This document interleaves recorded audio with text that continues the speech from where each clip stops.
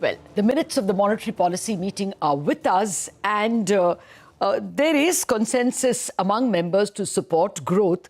What comes out from the governor and the deputy governor's stance appears to be that the neutral rate means that you can either cut or hike. There are signs that perhaps they're giving themselves elbow room for a further cut also. That's one way to look at the key points from the minutes. But a very interesting discussion comes from one of the external members, Dr. Ram Singh, an external member of the MPC, who argues the theoretical reason why you have a neutral real rate and how it is calculated. The difference between the inflation rate and the repo rate should be the neutral real rate, and how that changes from time to time. To get more on that, we are joined by Dr. Ram Singh himself. Dr. Singh, thank you very much indeed for joining us. Well, the first point I want to ask you is whether you think there is more elbow room, because that is the impression one gets from the way Rajiv Ranjan, from the way Sanjay Malhotra have argued. But you have left your stance with to only one line, that you want it to be neutral because of the global uncertainties. What is the sense you are getting about the future elbow room available for the monetary policy? Thank you, Latha, for having me on your show. So let me give perspective to the way I look at neutral rate and the scope we have for rate cut in this cycle, in this policy cycle. So this year's inflation, this fiscal year's inflation forecast is at 3.7%. Whereas when we met, when MPC met in June, that time repo rate was at 6%. Yes. This gives the difference of 2.3% real repo rate. Yes. In its own right, it appears too high. Yes. Not growth supportive. Yes. Historically speaking. But then we have benchmarks also you alluded to, which is a neutral rate. Mm-hmm. A neutral rate is a short-term phenomena, but we know that it also follows some pattern. During last 2.5 decades, real neutral interest rates have been declining world over. Yes. That has been the case for India also. Most two recent estimates of neutral interest rates for India. Mm-hmm. One is for pre-COVID, and then there are one after COVID. Yes. So there was a change. There was an uptick in neutral rate from about 1.2% to about 1.65%. Yes. This was on account of COVID-specific factors. Mm-hmm. COVID-specific factors were escalations in public debt, yes, and output gaps that had arisen. Yes. Also, there were issues with pent-up demand. Yep. Now those factors are behind us. Therefore, I feel, this is a feeling, I would like to describe it as an educated guess, mm-hmm, that our neutral interest rates are heading to pre-COVID level, that is towards 1.2%. Okay. But given the research uncertainty, let's go by post-COVID estimate, which is 1.65%. By this logic, we have room for 60 basis point cut. Yes. That is the perspective I have. Okay. And if you would like, so we also have in the same perspective, we have a demand situation, mm-hmm, where the demand seems to be tepid, mm-hmm, for urban demand for housing.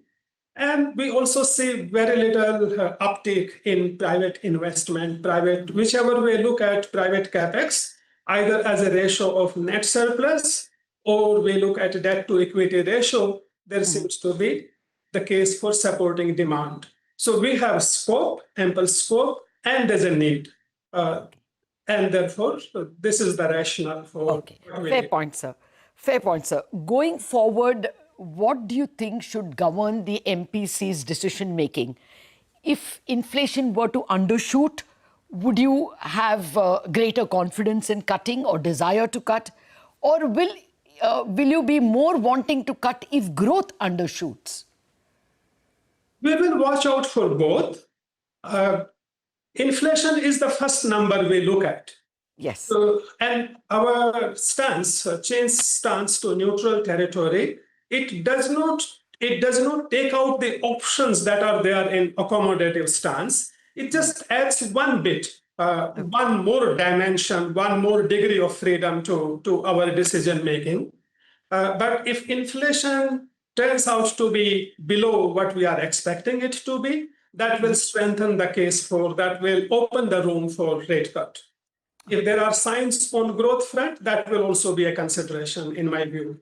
Okay. Latha, I should have added this in the beginning, but allow me to add now that the views I'm expressing, these are my individual views. They do not reflect views of the MPC or the Delhi School of Economics.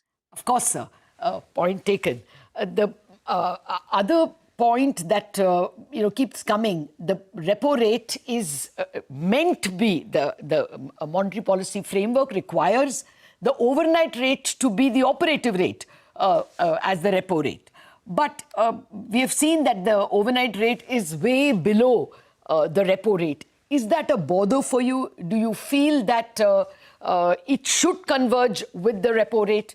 And therefore, did you all prevail upon the RBI at all that the overnight rate should be at the repo rate? First of all, Latha, this is not our mandate, MPC's mandate, to give direction to RBI on this matter. But like any other citizen and expert, we can give, we are free to make our submissions, our suggestions to the RBI. Having said this, this particular divergence between call money rates and repo rates, and the former being closer to the floor of the liquidity adjustment facility, yes, is it's something that is noticed. But RBI governor has provided explanation for this in his statement, and also subsequently also, that during the easing phase, it is not unusual for the call money rates to be below repo rates. In the long run, medium term, one would expect the two to converge. Okay, fair enough. So you've left your position on the stance with just one sentence, that I support the stance change from accommodative to neutral in view of the global uncertainties. What is your sense? Making it neutral makes the chances of a cut much less? No, it's I don't look at look at the situation this way. I do not have concerns on inflation front. Okay. I hope we get pleasant surprise on inflation. Prints turn out to be less than what we expect. I also do not have concerns on growth vis-a-vis 6.5%. Okay.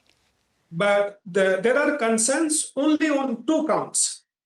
One and a half count. One is the global uncertainty, and half count would be something unusual, unexpected happening on the food inflation front. Okay. These are the two considerations in my mind when I support when you neutral vote for. Point taken, sir. And those are genuinely something we cannot predict. So far, the monsoon has been kind to us. So we will have to see how things pan out. Dr. Singh, pleasure speaking with you, sir. Thank you very much indeed for joining us.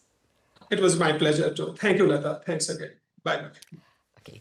Well, we need to take a break on that note. More discussions continue.